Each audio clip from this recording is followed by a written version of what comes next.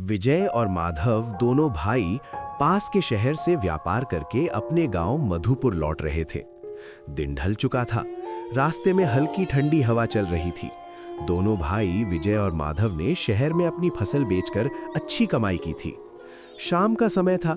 आसमान में काले बादल छा रहे थे। उनके बैल अपनी मस्त चाल में धीरे धीरे चल रहे थे, जैसे उन्हें दुनिया की भाग दौड़ से कोई जल्दी ना हो।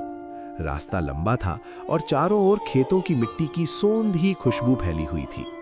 अरे माधव, देख तो क्या सुहावना मौसम हो गया है। हवा में मिट्टी की खुशबू कितनी प्यारी लग रही है ना। बिल्कुल भैया, और आज तो फसल भी अच्छे दामों में बिक गई। भगवान का लाख लाख शुक्र है, मेहनत रंग लाई। लेकिन देख माधव, बादल घिरते जा रहे हैं। लगता है बारिश होने वाली है। हाँ भैया, सच कह रहे हो। शहर का शोरगुल तो सिर दर्द कर देता है, लेकिन गांव की ये शांति मन को सुकून दे देती है। अब घर जाकर अम्मा को ये खुशखबरी सुनाएंगे, वो तो बहुत खुश होंगी। अचानक तेज हवा चलने लगी। पेड़ों के पत्ते सरसराने लगे और धूल उड़ने लगी। बैल भी बेचैन हो गए और रुक रुक कर चलने लगे। चलो थोड़ी रफ्तार बढ़ा लेते हैं, नहीं तो बीच रास्ते में भीग जाएंगे। अरे भीग भी गए तो क्या, बचपन याद आ जाएगा जब हम खेतों में बारिश में नाचते थे। हाँ, वो दिन भी क्या दिन थे। अब तो बस जिम्मेदारियां ही जिम्मेदारियां हैं। सही कहा तूने, लेकिन चाहे वक्त कितना भी बदल जाए, गांव की मिट्टी और इसकी खुशबू हमेशा अपनी लगती है। धीरे धीरे बारिश शुरू हुई और कुछ ही देर में तेज बूंदाबांदी होने लगी। दोनों भाई अपने सिर पर कपड़ा डालकर खामोशी से इधर उधर देखने लगे, कहीं शरण मिल जाए। लगता है ऊपर वाले ने आज खूब बरसने की ठान ली है। बैल बेचैन हैं, धीरे चलाना पड़ेगा। वो आगे कुछ रोशनी सी दिख रही है, शायद कोई घर या चौपाल हो। अगर वहीं तक पहुंच जाएं तो रुक सकते हैं। हाँ, मुझे भी दिख रही है। चलो उसी ओर बढ़ते हैं, पर जरा संभल कर। भैया, बैल बार बार रुक रहे हैं, कहीं कुछ महसूस तो नहीं कर रहे? जानवरों को तो पहले ही आभास हो जाता है ना। अरे माधव, तू भी ना, शायद बिजली की आवाज से घबरा गए होंगे। अब लौटने का भी तो रास्ता नहीं दिख रहा। चलो रोशनी तक पहुंचते हैं, शायद मदद मिल जाए। पता नहीं भैया, ये रास्ता कुछ जाना पहचाना नहीं लग रहा। उम्मीद है भैया, वरना ये इलाका डराने लगा है। डर मत, मैं हूं तेरे साथ। जो भी होगा साथ झेल लेंगे। रोशनी की दिशा में मुड़ती बैलगाड़ी की धूल अब पानी में बदल रही थी। मौसम की गूंगी सरगर्मी के बावजूद किसी अनजाने सुकून की हल्की सी अनुभूति मन में उजागर हो रही थी। वे बैलगाड़ी को रोशनी की ओर मोड़ते रहे। बारिश इतनी ज्यादा हो रही थी कि कच्चा रास्ता कीचड़ में बदल गया था और बैलों के पैर मिट्टी में धंसते जा रहे थे, जिस कारण बैल बड़ी मुश्किल से चल रहे थे। बहुत मशक्कत के बाद वे धीरे धीरे एक छोटे से गांव में पहुंचे। गांव छोटा था पर साफ सुथरा दिख रहा था। कुछ घरों से मध्यम रोशनी और धुआं निकल रहा था। गांव में घुसते ही दोनों भाइयों को एक बुजुर्ग आदमी दिखाई दिया, जो अपने घर के बाहर दरवाजे पर बैठा था और उसके बगल में एक लालटेन जली हुई थी। बुजुर्ग आदमी ने दोनों भाइयों को ध्यान से देखा और फिर धीरे धीरे मुस्कुराए। उस मुस्कान में एक अजीब सा रहस्य छिपा हुआ था। नमस्ते बाबा, हम पास के शहर से अपने गांव लौट रहे थे। अचानक रास्ते में बारिश आ गई तो यहाँ रुकना पड़ गया। अरे बेटा, कोई बात नहीं। ऐसी रातों में राहगीरों को आसरा देना ही तो इंसानियत है। अंदर आओ, भीग गए हो दोनों। धन्यवाद बाबा। रास्ता इतना कीचड़ भरा हो गया कि बैल भी थक गए हैं। लगा अब कहीं रुकने की जगह नहीं मिलेगी। हाँ, इस इलाके का मौसम बड़ा नटखट है। कभी चुप रहता है, कभी अचानक बरस पड़ता है। कुछ क्षणों तक वो यूं ही देखता रहा, फिर अचानक उठा और अपने घर की ओर मुड़ गया। उसने इशारे से दोनों भाइयों को भी अपने घर में रुकने के लिए कहा। घर काफी पुराना था, मगर साफ सुथरा और व्यवस्थित। दीवारें मिट्टी की थीं और छत खपरेल की, जिन पर बारिश की बूंदें मध्यम लय में गिरकर एक विचित्र संगीत सा रच रही थीं।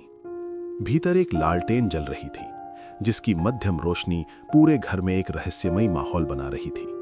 हवा में पुराने समय किसी नमी और मिट्टी की गंध तैर रही थी, जैसे ये घर अब भी अपने अतीत की यादों में सांस ले रहा हो। चलो आग के पास बैठ जाओ, बदन सुखा लो।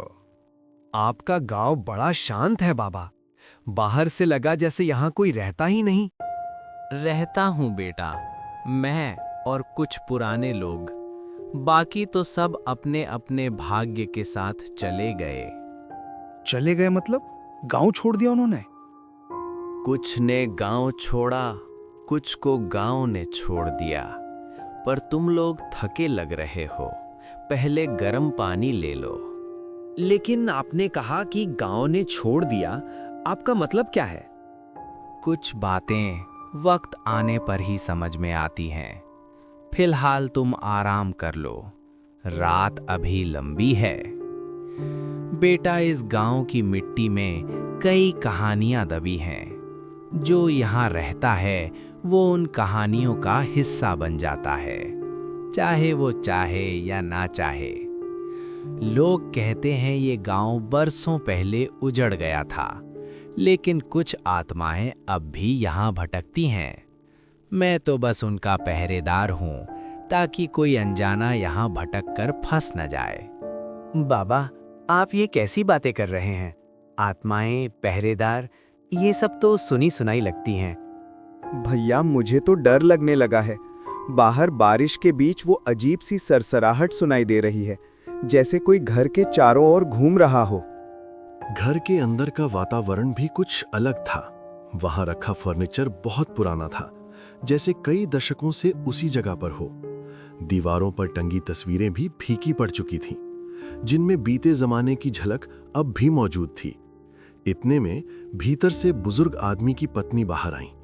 वे भी उम्रदराज थीं, पर उनके चेहरे पर गजब की शांति थी। उन्होंने पुराने जमाने के कपड़े पहन रखे थे और उनकी धीमी चाल में एक अनकही गरिमा थी, जैसे वे किसी ऐसे दौर से आई हों जो अब बस यादों में रह गया है। देखो बेटा, ये मेरी धर्म पत्नी है, सुलोचना। उम्र के इस पड़ाव में भी घर आंगन को वैसे ही संभालती हैं जैसे पहले दिन संभालती थीं। ये घर हमारे पुरखों की निशानी है। बिजली यहाँ आई तो थी, पर हमने उसे अपनाया नहीं। इन लालटेनों की रोशनी में हमें अब भी वही सुकून मिलता है जो मशीनों की चमक में नहीं मिलता। वक्त बदल गया, पर हम नहीं बदले। शायद इसलिए ये घर अब भी अपने अतीत की सांसें लेता है। बाबा, ये घर और इसकी खुशबू कुछ अलग सी है। लगता है जैसे समय यहाँ थम गया हो। हाँ, और ये भी सोचने वाली बात है कि जब हर गांव में बिजली पहुंच चुकी है, तो ये गांव अब भी अंधेरे में क्यों डूबा है? उजाले से ज्यादा भरोसा हमें इस मध्यम रोशनी पर है बेटा, क्योंकि ये ना तो आंखों को चकाचौंध करती है, ना दिल को बेचैन। इस घर में जो भी ठहरता है उसे कुछ पल के लिए चैन मिल ही जाता है, चाहे वो कहीं से भी आया हो। बरसों से यहाँ कोई मेहमान नहीं आया था। अच्छा लगा कि आज फिर किसी ने इस चौखट को पार किया। तुम दोनों को थकान होगी, मैं चूल्हे पर कुछ गर्म कर देती हूँ। इतना कहकर बुजुर्ग महिला रसोई की ओर चली गई। उनके जाते ही बुजुर्ग आदमी ने दोनों भाइयों को बैठने का इशारा किया। तीनों मिट्टी के फर्श पर बिछी पुरानी दरी पर बैठ गए और आपस में बातचीत करने लगे। तो बेटा, रास्ते में कोई और यात्री नहीं मिला क्या? इस मौसम में लोग आमतौर पर यहाँ से गुजरने की हिम्मत नहीं करते। नहीं बाबा, पूरा रास्ता सुनसान था। बस कहीं कहीं सूखी पत्तियों की सरसराहट सुनाई दे रही थी। लगा जैसे कोई हमें देख रहा हो, पर दिखा कोई नहीं। ये जंगल ऐसा ही है बेटा। यहाँ की हवा भी अपनी बातें कहती है। कभी लगता है कोई पीछे चल रहा है, कभी कोई नाम पुकारता है। मगर डरने की बात नहीं, अब तो हमारे गांव में हो, यहाँ सब सुरक्षित है। सच में बहुत सुकून देने वाला माहौल है यहाँ। मगर अजीब बात यह है कि रास्ते में हमें गांव कहीं दिखा ही नहीं। अचानक ये जगह सामने आ गई, जैसे किसी पर्दे के पीछे से उभर आई हो। लगता है जैसे इस गांव की हवा में कोई अलग ही बात है। एक अजीब सी शांति है जो डर और सुकून दोनों देती है। कभी कभी कुछ जगह खुद नहीं दिखती बेटा, बल्कि कुछ लोग ही उन्हें देख पाते हैं। शायद आज रात तुम्हारा भाग्य यहाँ ले आया। क्या मतलब बाबा? क्या ये गांव बाकी गांवों से अलग है? हर गांव की अपनी कहानी होती है बेटा, हमारी भी है, लेकिन वो कल बताऊंगा। रात बहुत हो गई है, पहले खाना खा लो और आराम कर लो। थकान उतर जाए फिर सब समझा दूंगा। बातचीत का सिलसिला कुछ देर चला ही था कि रसोई से बर्तनों की हल्की आवाजें आने लगीं और थोड़ी देर बाद बुजुर्ग महिला खाना लेकर आ गई। थालियों में रखा खाना देखने में साधारण था, पर उसमें एक अजीब सा स्वाद था, जैसे उसमें पुराने जमाने के मसाले हों या कुछ ऐसा जो अब के समय में इस्तेमाल नहीं होता। स्वाद मन को छू रहा था, पर साथ ही एक हल्की सी बेचैनी भी जगा रहा था। क्या लगता है ये सच में साधारण खाना है? खाने में जो स्वाद है वो पुराने जमाने का है। इसे खाते हुए सिर्फ पेट नहीं, यादें भी तृप्त होती हैं। भोजन के बाद रात गहराने लगी। बाहर बारिश थम चुकी थी, पर खपरेल से टपकती बूंदों की लय अब भी सन्नाटे में गूंज रही थी। तभी बुजुर्ग आदमी उठा, एक पुरानी लालटेन हाथ में ली और बोला कि अब वे विश्राम कर लें। वह उन्हें लेकर घर के पीछे की ओर गया, जहां एक छोटा सा कमरा था, पुराना लेकिन साफ सुथरा। उसने मुस्कुराते हुए कहा कि आज की रात वे यहीं ठहर जाएं। बेटों, अब विश्राम का समय है। मैं तुम्हें एक कमरा दिखाता हूँ। आज रात यहीं रहो, सुरक्षित रहोगे। ठीक है बाबा, लेकिन ये कमरा इतना पुराना है, फिर भी साफ सुथरा दिख रहा है। कमरा छोटा है पर अजीब सा सुकून है। कमरे में दोनों भाई आकर लेट गए। कमरा छोटा था पर साफ सुथरा। हवा में एक अजीब सी खुशबू थी, जैसे धूप या अगरबत्ती की हल्की महक फैली हो। कमरा छोटा है पर अजीब सा सुकून है। यहाँ की हवा में भी कुछ अलग महक है। हाँ भैया, और बाहर बारिश तो थम गई, पर खपरेल से टपकती बूंदों की आवाज कुछ अजीब लग रही है, जैसे कोई हमें देख रहा हो। हाँ, मुझे भी लग रहा है कि यहाँ समय जैसे थोड़ा धीमा है। हाँ भैया, जैसे धूप और अगरबत्ती की मिलीजुली खुशबू फैली हो, कुछ अजीब सा पर शांत। हाँ, और ये महक कुछ पुराना याद दिला रही है, जैसे किसी ने इसे बरसों से यहाँ छोड़ा हो। रात के करीब 1 बजे माधव को तेज प्यास लगी। पास रखा पानी खत्म हो चुका था, इसलिए वो चुपचाप बाहर निकला ताकि किसी को परेशानी ना हो। पानी खत्म हो गया, जल्दी से ले आऊं ताकि भैया परेशान न हो। आंगन में पूर्णमासी की चांदनी फैली हुई थी और चारों ओर अंधेरा शांतिपूर्ण दिख रहा था। आंगन के बीचों बीच एक छोटा सा पुराना कुआं था, जिसके चारों ओर पत्थर लगे थे।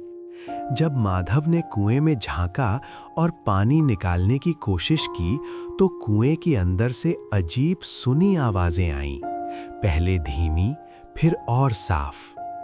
हवा में अचानक एक ठंडी सिहरन दौड़ गई और चांद की रोशनी मानो एक पल के लिए घट गई। माधव ने फिर से ध्यान से सुना और उसके दिल की धड़कन तेज हो गई। कुएं के अंधेरे में कुछ भी दिखाई नहीं दे रहा था, फिर भी वहां किसी अविचलित मौन का एहसास था, जैसे कोई मौजूद हो और परछाई की तरह दम ले रहा हो।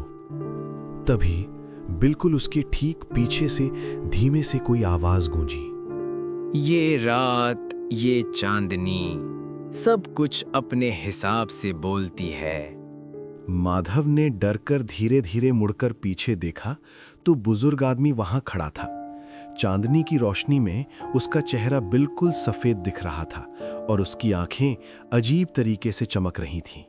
अजीब है, कुएं से कुछ आवाजें आ रही हैं, पहले तो हल्की, फिर धीरे धीरे साफ। ये क्या है? यहाँ जो दिखाई देता है वो हमेशा सच नहीं होता, लेकिन तुम डर मत, बस ध्यान से देखो और सुनो। माधव के रोम रोम में सिहरन दौड़ गई। बुजुर्ग आदमी की आंखों में एक रहस्यमयी चमक थी और उसकी बातें सुनकर ऐसा लग रहा था जैसे वो कुछ और ही कह रहा हो। माधव तुरंत कमरे में लौट आया और बड़े भाई विजय को जगाने लगा। भैया, कुछ अजीब लग रहा है। आवाजें कुएं से आ रही हैं। हवा बहुत ठंडी हो गई है।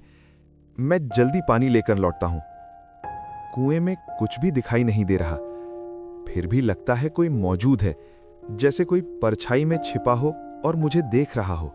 उसने विस्तार से बताया कि कुएं से आती आवाजें, बुजुर्ग आदमी का अजीब व्यवहार और उसकी डरावनी बातें सब कुछ बेहद असामान्य और भयभीत करने वाली थीं। ये सुनकर विजय का भी मन कांप उठा। उन्होंने धीरे धीरे अपना सामान बांधा और सावधानीपूर्वक कमरे से बाहर निकल गए। वे बिना पांव की आवाज किए धीरे धीरे अपने बैलों की ओर बढ़ने लगे। तभी अचानक बुजुर्ग आदमी वहां आ गया। बेटा, कहाँ जा रहे हो आप इस समय? बाबा, हम सब सुबह जल्दी गांव पहुंचने का सोच रहे थे। इतनी रात में? ये रास्ता अकेला सुरक्षित नहीं है। हम संभल कर जाएंगे बाबा। और देखते ही देखते गांव के सभी लोग भी वहां पहुंच गए। अजीब बात यह थी कि इतनी रात में गांव के सभी लोग कैसे जाग रहे थे। उनके चेहरे चांदनी में अजीब लग रहे थे, आंखें चमक रही थीं और उनके कपड़े बहुत पुराने और फटे हुए थे। तभी उनके बीच से एक आदमी बोला, अरे, तुम लोग हमारे मेहमान हो, लेकिन अब तुम्हें हमेशा के लिए इसी गांव में रहना पड़ेगा। अब तुम हमारे साथ यहाँ रहोगे। भागने की कोशिश मत करना, हम तुम्हें बुला रहे हैं और अब कोई रास्ता नहीं बचा। उसकी आवाज में अजीब सी खुशी थी। उसकी बातें सुनकर विजय और माधव की सांसें फूल गईं। उन्हें समझ में आ गया कि इस जगह पर कुछ बहुत बड़ी गड़बड़ी है। तुम हमारे साथ रहो। अब तुम्हारा यहाँ से निकलना आसान नहीं। जो यहाँ आता है वो हमेशा के लिए इसी जगह का हिस्सा बन जाता है। हाँ, ये हमारा नियम है। जो भी यहाँ आता है वह हमेशा के लिए यहाँ रुकता है। अब तुम भी हमारी तरह बनोगे। दोनों भाइयों ने एक दूसरे को देखा और तुरंत वहां से दौड़कर भागने लगे। दौड़ते हुए वे अपनी बैलगाड़ी के पास पहुंचे और तुरंत उस पर चढ़ गए। उन्होंने बैलों को तेजी से हाँकना शुरू किया। डर के मारे बैल भी तेजी से दौड़ने लगे। माधव ने पीछे मुड़कर देखा तो उसकी आत्मा कांप उठी।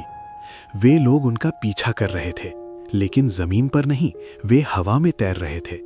उनके पैर जमीन को छू भी नहीं रहे थे।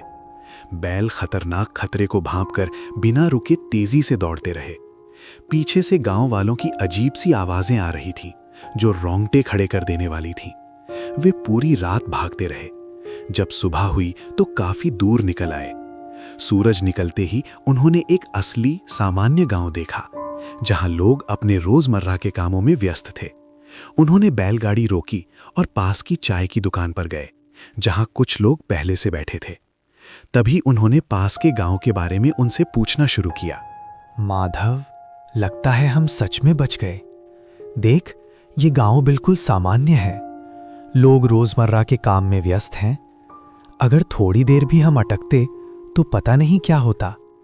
शायद हम हमेशा के लिए वहीं उसी गांव में रह जाते और कभी भी अपने गांव नहीं लौट पाते। क्या आप दक्षिण दिशा में एक गांव के बारे में जानते हैं? कल रात हम वहां रुके थे। हमें वहां बड़े आदर से स्वागत मिला और खाना भी खिलाया गया। लेकिन सच बताऊं तो उनकी बातें बहुत ही अजीब लग रही थी। हमें अपनी जान बचाकर भागना पड़ा। वहां कुछ लोग हमारे पीछे दौड़ रहे थे। हम अब समझना चाहते हैं कि उस गांव का क्या रहस्य है। क्या आप हमें इसके बारे में बता सकते हैं? उनकी बातें सुनकर गांव के ही एक बुजुर्ग ने ध्यान से उनकी ओर देखा और आश्चर्य व्यक्त करते हुए उनसे पूछा। हाँ बेटा, मैं जानता हूँ उस गांव के बारे में। सच कहूँ तो वह गांव श्रापित है। पहले भी वहाँ कई लोग गए, लेकिन वापस नहीं लौटे। सारे लोग रहस्यमयी ढंग से गायब हो गए और मर चुके हैं। वह गांव अब हमेशा के लिए सुनसान है। जो भी अजनबी वहां रुकने के लिए बाध्य होता है वह कभी वापस नहीं आता। रात्रि में वहां रुकने वाला व्यक्ति हमेशा के लिए उस गांव में फंस जाता है और गायब हो जाता है। इसीलिए तुम दोनों भागकर सुरक्षित रह गए। ये सच में एक बड़ा चमत्कार है कि तुम बच पाए। देख रहे हो माधव, अब सब कुछ समझ में आ गया। चलो चाय पी लेते हैं और जल्दी यहाँ से निकलते हैं।